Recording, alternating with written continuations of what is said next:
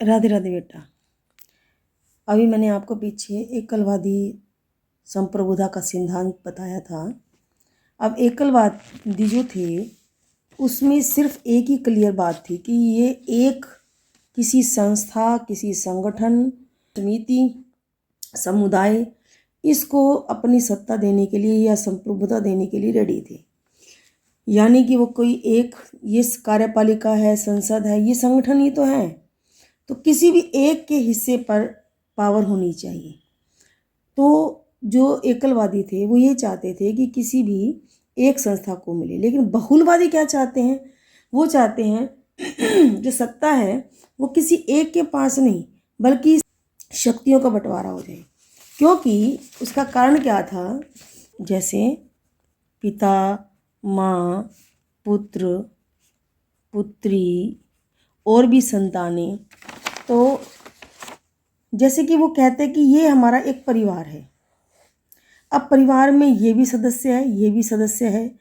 तो जो एकलवादी हैं वो चाहते हैं कि जो सत्ता है, ये जो शक्तियां हैं, निर्णय लेने की पावर, जिसे निर्णय लेने की शक्ति, आज हमारे जो समाज में वो पावर मिली हुई है पिता को, अर्थात बड़े व्यक्ति को, पिता हैं, दादा हैं, जो भी, तो एक व्यक्ति को मिली हुई। इसीलिए हमारा जो देश है वो पुरुष प्रधान देश भी है। लेकिन जो बहुलवादी हैं वो कहते हैं ये एक परिवार है, पिता भी इस परिवार का सदस्य है, पुत्र भी सदस्य है, माँ भी, पुत्री भी। तो जब सभी ही एक परिवार के सदस्य हैं तो टोटली एक निर्णय लेने की पावर एक के पिता के पास ही क्यों रहे? तो निर्णय लेने की पावर सभी के पास बराबर होनी चाहिए, या कुछ निर्णय ये ले, कुछ ये, कुछ ये, कुछ ये बहुलवादी विचारधारा है। आप इस बात को एक क्लियर समझ लें कि अब इस परिवार को समझे एक राज्य, एक देश, एक राज्य। अब राज्य के अंदर अनेक हमारे जो प्रांत हैं वो भी है। अब प्रांत में भी अनेकों मंत्री चुने जाते हैं, जैसे कृषि मंत्री चुना गया, स्वास्थ्य मंत्री चुना गया, शिक्षा मंत्री चुना गया, व्यापार मंत्री चुना गया, विदेश मंत्री चुना गया। तो अनेकों मंत्री चुने जाते हैं। ये क्यों चुने जाते हैं? ये बहुलवादी विचारधारा ही है। वो कहते हैं कि राज्य के पास, अब हालांकि विचारधारा ये यहाँ सोच रहे हैं, यहाँ नहीं। बहुलवादी क्या कहते हैं? राज्य तो हो, राज्य के अस्तित्व को तो स्वीकार करते हैं, लेकिन ये कहते हैं कि जो संप्रभुता, अर्थात जो निर्णय लेने की पावर है, आंतरिक भी और राज्य से बाहर भी, विदेशों के लिए भी, ये संप्रभुता राज्य के पास ना होकर ये पावर सभी के पास बटी हुई हो। क्यों चाहते थे वो? उनका ये कहना था कि जो कृषि अर्थात किसान मंत्री, किसान के जो दुख दर्द है कोई जान सकता है तो कोई किसान ही जान सकता है। तो ये अगर किसान अपने प्रतिनिधि को चुनकर मंत्रिमंडल में भेजते हैं तो वो इनके दुख, इनके दर्द, इनकी सुखों के बारे में विचार करके कोई प्रस्ताव रख सकता है और कोई कानून बनवा सकता है। किसी कृषि मंत्री को स्वास्थ्य के बारे में जानकारी नहीं होगी, कोई एक डॉक्टर ही डॉक्टर के दर्द को पहचान सकता है। इसी प्रकार एक शिक्षाविद, शिक्षा का विद्वान ही शिक्षा, जो शिक्षक हैं, शिक्षा में आने वाले जो स्कूल हैं, जो बच्चे हैं, उनके दुख दर्दों को या नीड को जान सकता है। ऐसे ही व्यापार मंत्री जो है, जो व्यापारियों के आपस में कष्ट आ रहे हैं, क्या खरीद बेच है, खरीदने में क्या दिक्कतें आती हैं, बेचने में क्या आती है, उसके बाद खराब चीज़ें क्या हो जाती हैं, तो ये चाहते थे बहुलवादी। तो जो संप्रभुता है मात्र राज्य के पास ना रहे, राज्य एक पिता के समान हो गया, ये सभी उनके सदस्य हैं।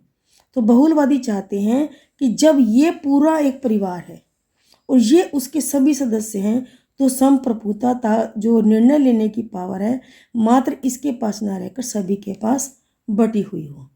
तो इस भाव से, इस विचारों से हम बहुलवादी जो संप्रभुता है उसकी विशेषताएं, उसकी आलोचनाएं, ये अभी पढ़ेंगे। देखो, बहुलवादी की जो मान्यता है, जो सिद्धांतों क्या है।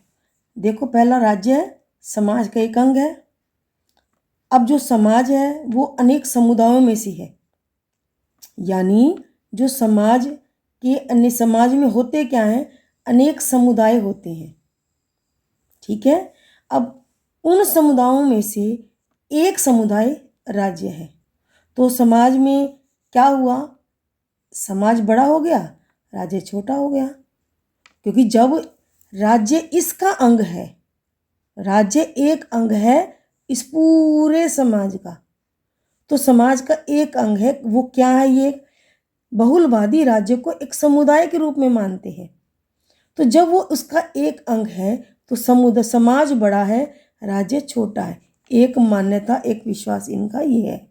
दूसरा, ये जो बहुलवादी हैं ये कहते हैं राज्य को नियंत्रित सत्ता देनी चाहिए, अनियंत्रित नहीं। ये नहीं कि अपनी मर्जी चलाई, आंतरिक में भी और बाह्य में भी, इसे एक नियंत्रण होना चाहिए। फिर कहते हैं संप्रभुता अर्थात निर्णय लेने की पावर का विकेंद्रीकरण, किसी एक के पास केंद्र ना हो, अर्थात बंटवारा हो जाए अलग अलग लोगों के पास। अभी बताया था ना, व्यापार मंत्री, कृषि मंत्री, इस तरह से अलग अलग लोगों के पास ये मिल बट जाना चाहिए, जिससे कोई एक राज्य जो है वो अपनी मनमानी ना करे, वो निरंकुश ना हो जाए, इसके ऊपर कोई ना कोई अंकुश लगा होना चाहिए। बहुलवादी राज्य का अस्तित्व स्वीकार करते हुए मैंने बताया था कि ये जो लोग हैं ये इसका अस्तित्व तो स्वीकार करते कि राज्य तो होना चाहिए, लेकिन बस पावर पूरी नहीं देनी है। आगे, राज्य केवल समूहों की शक्तियों की निगरानी करे। जो समाज में जितने समूह हैं, कृषि का, व्यापार का, ये सब, इनके पास जब संप्रभुता आ जाएगी तो ये राज्य काम क्या करेगा, ये इनके ऊपर जो शक्तियाँ दी गई हैं उसकी मात्र निगरानी करे, और दूसरा, इन सभियों के बीच में, जो भी इनको समूहों के बीच में आपस में तालमेल बनाए, सामंजस्य स्थापित करे। फिर आता है व्यावसायिक प्रतिनिधित्व में विश्वास। अभी जो मैंने बताया था, कृषि के बारे में किसान मंत्री जान सकता है, एक डॉक्टर के बारे में जान सकता है, खिलाड़ियों के बारे में खेल वाला व्यक्ति ही जानेगा, इसलिए उसे पावर दे देनी चाहिए। पढ़े लिखे के पास ही शिक्षा मंत्री की पावर मिले, ताकि वो संप्रभु हो जाए, अपने आप अपनी मर्जी से निर्णय लेने की शक्ति उसके पास हो। बहुलवादी ये चाहते हैं।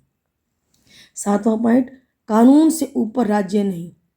एकलवादी क्या कहते थे, राज्य ही कानून है, संप्रभुता का जो आदेश है, संप्रभु ने जो आदेश दे दिया वही कानून है। तो संप्रभुता किसको मिली थी, राज्य को। लेकिन बहुलवादी क्या कहते हैं, कानून सबसे ऊपर है, राज्य नहीं। जैसे संप्रभु का आदेश ही कानून है, करेंगे तो वो एकलवादी विचारधारा हो जाएगी, अगर नहीं करेंगे तो बहुलवादी विचारधारा हो जाएगी।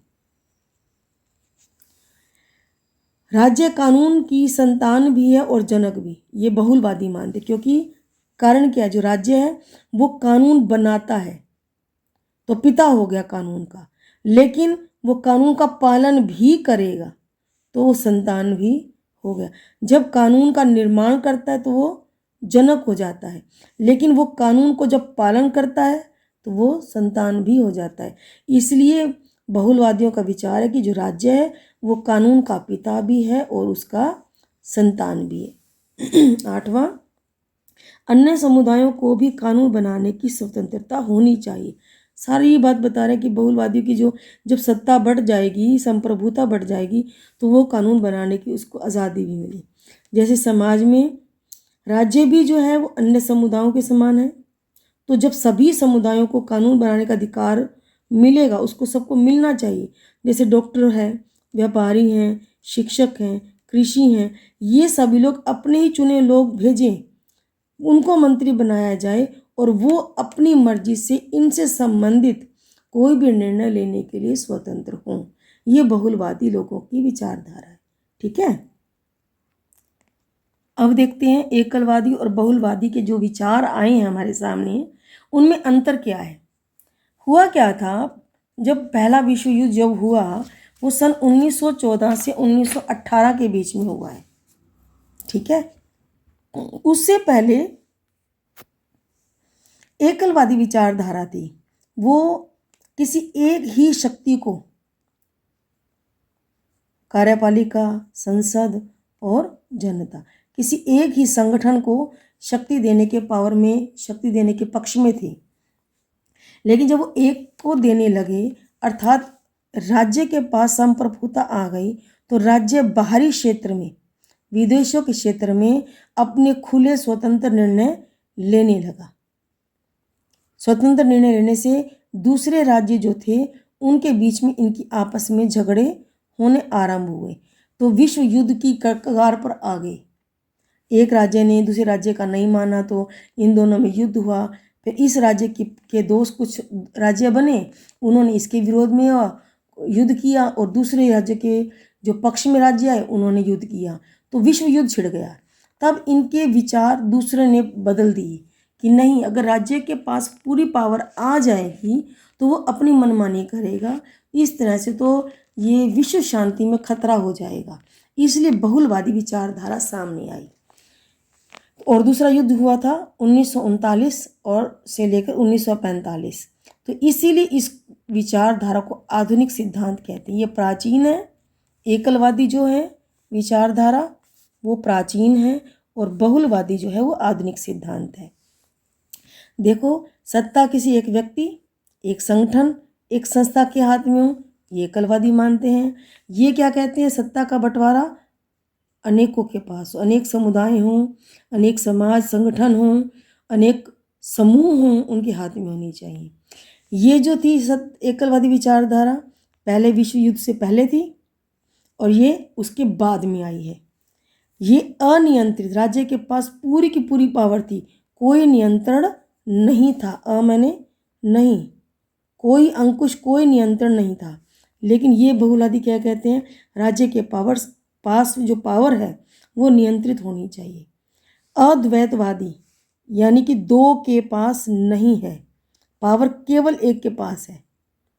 ये क्या कहते हैं, द्वैतवादी, दो के पास बढ़ जाए था, दो या दो से अधिक लोगों के पास पावर हो। फिर एकलवादी जो विचारधारा थी वो निरंकुशवादी थी। इसके कारण राज्य ही अपने आप को सब कुछ समझेगा, अपनी आंतरिक में और बाह्य क्षेत्र में वो अपने निर्णय खुद ले सकता है, तो निरंकुश अर्थात वो तानाशाह बन जाता है। लेकिन बहुलवादी क्या कहते हैं, ये लोकतांत्रिक है, लोगों के पास पावर आ जानी चाहिए, समूहों के पास आ जानी चाहिए।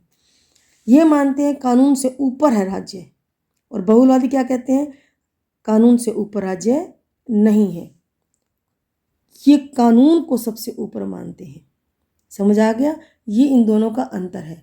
अब हम इसके बारे में समझेंगे कि हमने एकलवादी की विचारधाराएं समझी, एकलवादी के बारे में विशेषताएं हो गई, बहुलवादी की मान्यताएं होगी, इन दोनों का अंतर हो गया। लेकिन इसके भी विरोध में लोगों ने विचार रखे, इसके विरोध में इन्होंने विचार रखे, और इनके विरोध में भी विचार आए हैं। अब हम पहले इसके विरोध में अर्थात इसकी आलोचनाएं, जो कमियां थी उसको पढ़ते हैं, फिर इसकी कमियां पढ़ेंगे तो आपका चैप्टर कंप्लीट होता है। देखो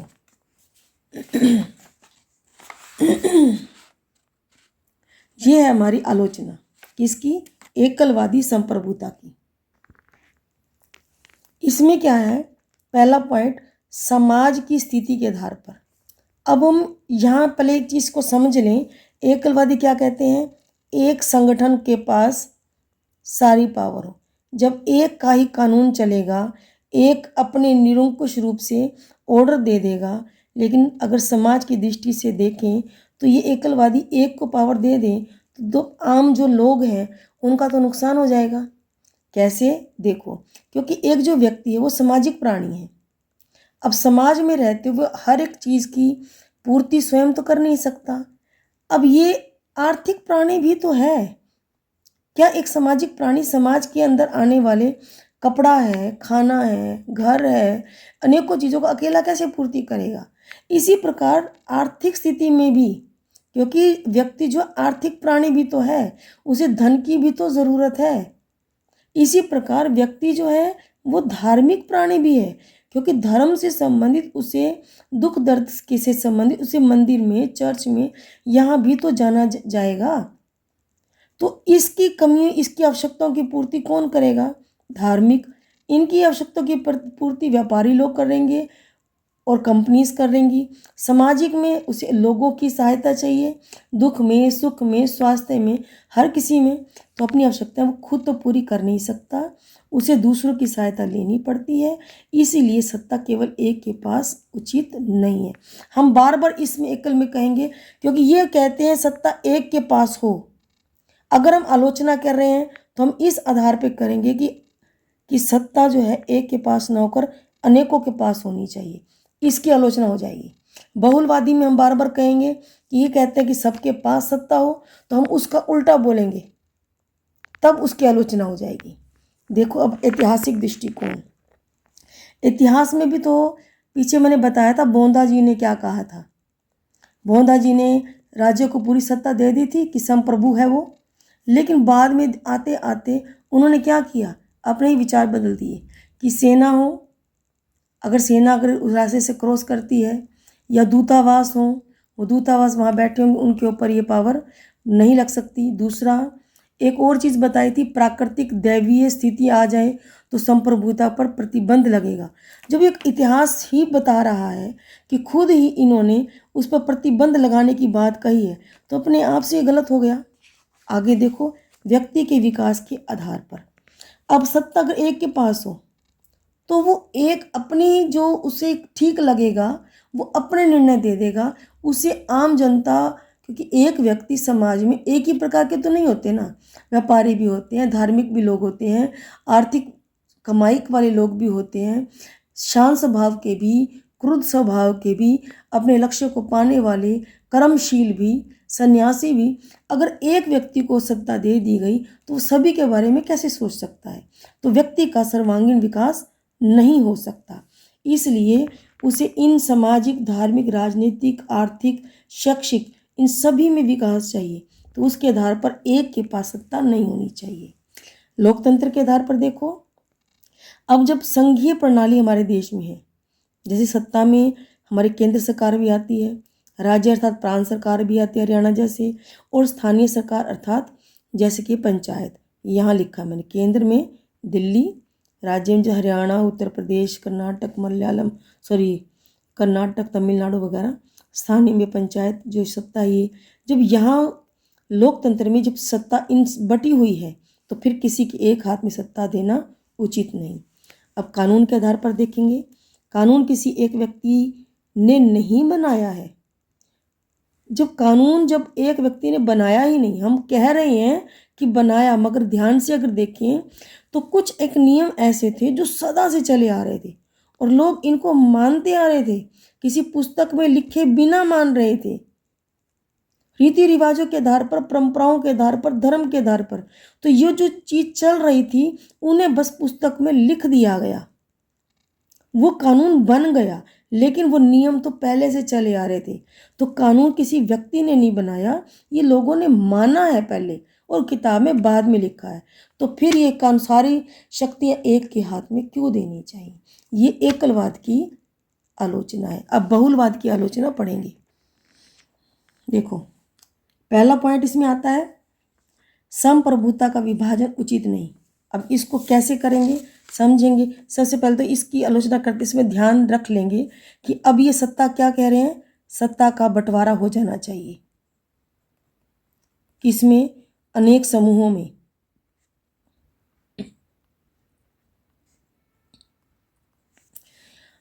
ये कह ये रहे हैं, अब हम बात करेंगे इससे उल्टी। ये कहते हैं बंटवारा अनेक समूहों में होना चाहिए, लेकिन हम क्या कहेंगे, अगर इसमें करेंगे तो नुकसान है, सत्ता राज्य को ही मिल जानी चाहिए, एक को। अब हम बात करेंगे एक की, ये कर रहे हैं अनेक की। जैसे संप्रभुता का विभाजन उचित नहीं, ये कहते हैं संप्रभुता जो है बढ़ जानी चाहिए। हम कहते हैं कि अगर इस सब में बांट दी गई तो जो छोटे छोटे प्रांत है वो अपनी मर्जी नहीं करेंगे। पहले था क्या, पहले भी तो बटी हुई थी, अनेक राज्य जो थे, राजा लोग अपने अनेक, इसका राजा अलग, इसका राजा अलग, इसका राजा अलग, तो ये आपस में क्या करते थे, युद्ध करते थे। अपना इस राज्य की सत्ता को बढ़ा दिया, फिर ये युद्ध करने लगे, इसकी सत्ता बढ़ा दी। तो आपस में ये राज्य क्या थे, अपनी मनमानी तो करते रहे थे। तो इसलिए जो भारत था वो अनेक खंडों में बटा हुआ था। इसीलिए तो जो सम्राट अशोक हैं, उन्होंने क्या किया, अलग अलग राज्यों को इकट्ठा करने की बात की। तो ये चीज़ तो हम अगर बहुलवादी में अब बांटते तो कहीं ना कहीं पुराने टाइम में आ जाएंगे। पुरानों में गलती थी तभी तो हम एक पर आए। तभी तो चाणक्य जो थे उन्होंने पूरे भारत को अखंड भारत बनाने के लिए चक्रवर्ती सम्राट अशोक को कहा कि तुम पूरे भारत को एक बनाओ, अंदर टुकड़े कितने भी हों, लेकिन भारत एक के ऊपर एक पावर जरूर हो। वो अपनी मर्जी ना कर पाए, नहीं तो ये आपस में लड़ते मरते रहेंगे। इसलिए वही बात है, तो प्रांतों में बटेगी, कानून की धज्जियां उड़ाते रहेंगे लोग। दूसरा, व्यक्ति की स्वतंत्रता के लिए घातक। जब सत्ता अनेकों में होगी तो व्यक्ति गुलाम हो जाएगा। छोटी सी बात है, क्योंकि मध्य युग था। जब मध्य युग, मैंने पीछे बताया था, मध्य युग के अंदर जो सत्ता थी राजाओं के पास तो थी, लेकिन उससे ऊपर भी चर्च के जो पादरी थे, राजा, जो छोटे छोटे ये जो राजा लोग थे, और जो सामंत थे, बड़े बड़े अमीर व्यापारी लोग, ये सत्ता इन लोगों के पास थी। ये पावर अपनी ही चलाते थे, अपनी मर्जी से कर लगा देते थे। जो कानून राज्य लगाता उसको मानते ही नहीं थे, जिसके कारण क्या था, व्यक्ति ही पिस रहा था इसमें रहने वाला। अपनी मर्जी से चलाते, राजा का कानून ही सबसे ऊपर हो जाता, उसको ईश्वर मान लेते वो लोग। और वो सोचते कि अगर राजा हम पर अत्याचार कर रहा तो हमारे पुराने कर्मों का फल देने के लिए भगवान ने ये दे रखा है इनको।